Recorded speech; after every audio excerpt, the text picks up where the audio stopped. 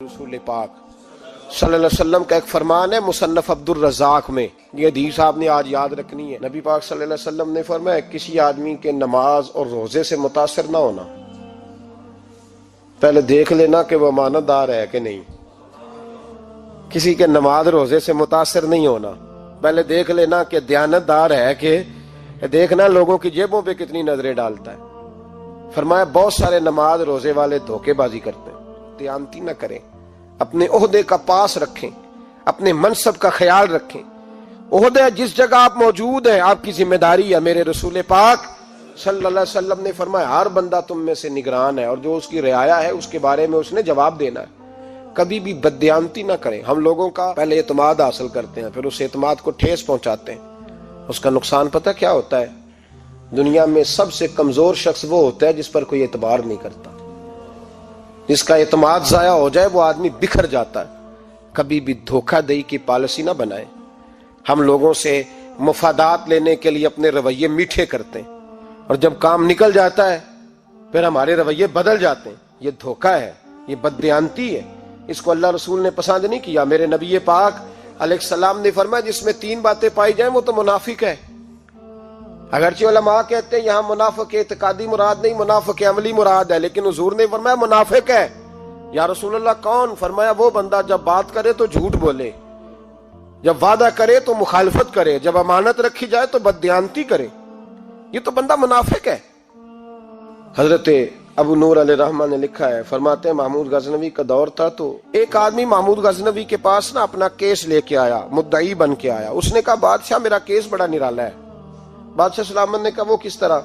कहने लगा ये मेरे पास एक थैली है, मैं ना सफर पे जाने लगा तो ये थैली पूरी हीरों की भरी हुई। फलां इलाके के जो काजी साहब है ना, मैं जाती दफा मैं कहीं सफर पे जा रहा था तो मैं उनके पास छोड़ गया कि रास्ता लंबा है, कहीं कोई मुझसे छीन ना ले, हीरों की भरी हुई थी। कुछ दिनों के बाद मैं वापस आया हूं, काजी साहब ने मुझे थैली वापस की है तो इसमें हीरों की बजाय खोटे सिक्के निकले। अब मैंने काजी साहब से कहा है तो काजी साहब तो मेरे गिरेबान तक आते हैं, वो कहते हैं बता कहीं से फटी है, खुली है? वो जिस तरह टांके लगा के तूने सी थी उसी तरह लगे हुए हैं कि नहीं? तो हुजूर लगे भी बिल्कुल उसी तरह है, ना फटी है ना खुली है। अब मैं लुट गया हूं, मेरी कुल उम्र की कमाई जाया हो गई, खोटे सिक्के कहां और हीरे कहां? तो मेहरबानी करें और आप की बारगाह में अल्लाह रसूल के नाम पर हलफ देता हूं कि मैं हूं बिल्कुल सच्चा।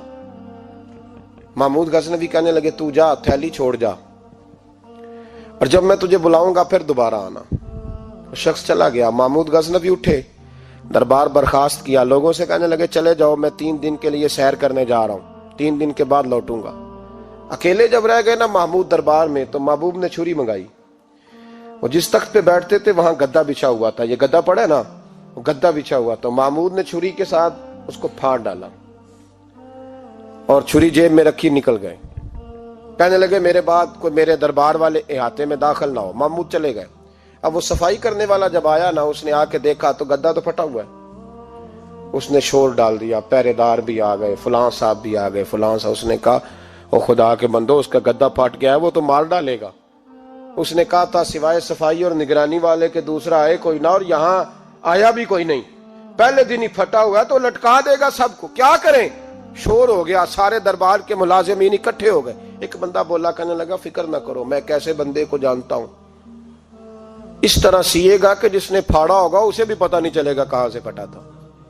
ऐसा बेहतरीन रफू करेगा कि पता भी। उसने कहा यार हम सारे एक महीने की तनख्वाह देते हैं, तू बंदा बुला। वो बुला लिया उसको, उसका नाम अहमद रफूगर था। वो आया, उसको गद्दा दिखाया, उसका यार इस तरह सीना पता ना चले। उसने कहा फिक्र ही ना करो, मैं बड़ा कारीगर हूं। बड़े बड़े कारीगर लोग नहीं हमारे मुल्क में पाए जाते, कोई निशान छोड़ते हैं पीछे। बड़े कारीगर का पैसे होने चाहिए, बड़े बड़े कारीगर बंदे। आप यकीन करें ऐसा ऐसा फलसफा, ये उम्रा इबादत है ना, सरकार दो आलम सल्लल्लाहु अलैहि वसल्लम की बारगाह की हाजिरी बड़ी नेमत है ना। तो सऊदी गवर्नमेंट ने पाबंदी लगा दी। खैर उनकी भी ज्यादती है, इस तरह की पाबंदियां शरीयत इस्लामिया में जायज नहीं। अल्लाह के घर मुसलमान जब चाहे जा सकता है, लेकिन वो कहते हैं जी 2000 रियाल दे जिसने 2 साल बाद भी आना है। उन्होंने पाबंदी लगाई तो हमारे एजेंटों ने भी कई खास ट्रेनिंग हासिल की हुई है, पता नहीं कहां से सीख के आए, उन्होंने भी रास्ता निकाल लिया। ایک صاحب سے میں نے کہا کہ جناب وہ 2000 ریال لگ گیا تو کیا کرنا ہے؟ کہنے کوئی مسئلہ نہیں، پاسپورٹ نواں بنوا لو، گنجائش ہے، یعنی ہر شے کا حل ہے۔ وہ میں نے کہا یار اب عمرہ کرنے جاتے وقت بھی بندہ دھوکہ دے کے جائے، اللہ کے گھر جاتے وقت بھی اس طرح کی حرکت کرے، کیا حال ہو گیا؟ ہر چیز کا لوگوں نے حل نکال لیا، ہر چیز کا لوگوں نے سٹائل بنا لی۔ ایسا نہ کریں، یہ درست نہیں۔ احمد رفو گر کہنے لگا اس طرح سیوں گا کہ پھاڑنے والے کو بھی پتہ نہیں۔ ان کا پیسے لے یار تو سی دے۔ اس نے سی دی، اگلے شام ہی لا کے بچھا دیا گدا۔ تیسرے دن بادشاہ سلامت آئے، آ کے پہلی نظر گدے پہ ڈالی، اس نے بلایا سب ملازمین کو، کہا کس نے سیا ہے؟ کہا جناب کیا ہوا؟ کہا یہ پھٹا ہوا تھا۔ کس نے؟ کہا نہیں پھٹا ہی نہیں۔ وہ کہنے لگے بنو بات میں خود پھاڑ کے گیا تھا، تو بتاؤ صحیح سیا کس نے ہے؟ کہا جناب آپ پھاڑ کے گئے تھے تو بتایا کیوں نہیں؟ فرمانے لگے اسی لیے تو بتایا نہیں تھا کہ تم خود تحقیق کر لو، بلاؤ بتاؤ سیا کس نے۔ تو بلا لیا، احمد رفو گر آ گیا۔ اس کو جب بلا کے سامنے بادشاہ کھڑا کیا، کہا بھئی تم نے سیا ہے؟ کہنے لگا حضور آپ کے سارے ملازم کٹھے ہو کے آئے تھے، میری غلطی کوئی نہیں۔ کہا نہیں یار تو بڑا کاریگر ہے، میں نے اپنے ہاتھ سے پھاڑا تھا پر مجھے بھی نہیں پتا چل رہا کہاں سے پھٹا تھا۔ اچھا یہ بتا یہ تھیلی جو ہے یہ بھی تو نے سی تھی؟ اس نے کہا جی آپ کے خادم کا ہی کارنامہ ہے، وہ فلانے علاقے کے قاضی صاحب آئے تھے، اس میں سے ہیرے نکال کے تو کھوٹے سکے بھرے تھے، تو مجھے بھی تھوڑا سا حصہ ملا تھا۔